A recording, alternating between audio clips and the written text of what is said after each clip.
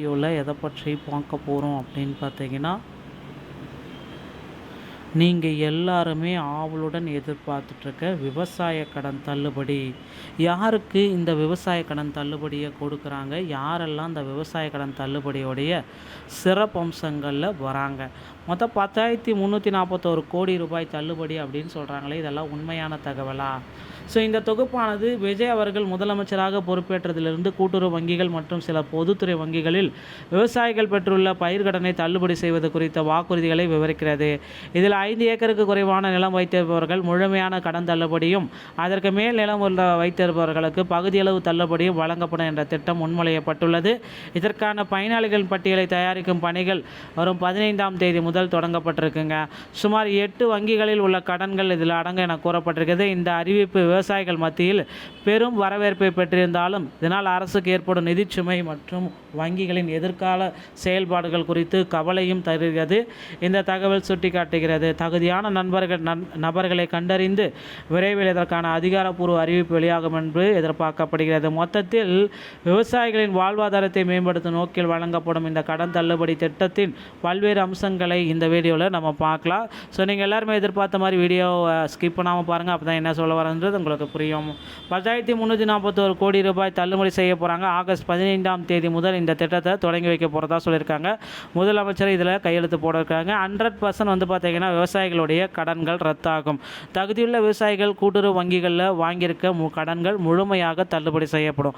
10,341 கோடி ரூபாய் கடன்களை தள்ளுபடி செய்ய போகிறாங்க. தமிழக விவசாயிகளின் சுமையை குறைக்க மொத்தம் 10,000க்கும் மேற்பட்ட கோடி ரூபாய் அடைய நிதி ஒதுக்கீடு செய்ய வேண்டியதாக இருக்குது.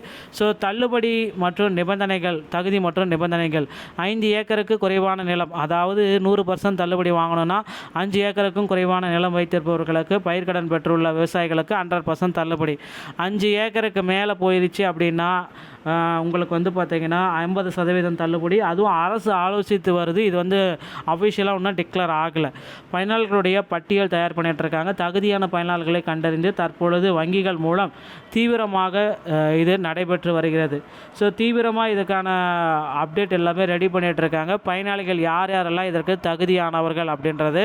ஸோ நிர்வாக சவால்கள் வந்து பார்த்திங்கன்னா இதில் ஏற்பட்டுருக்கு.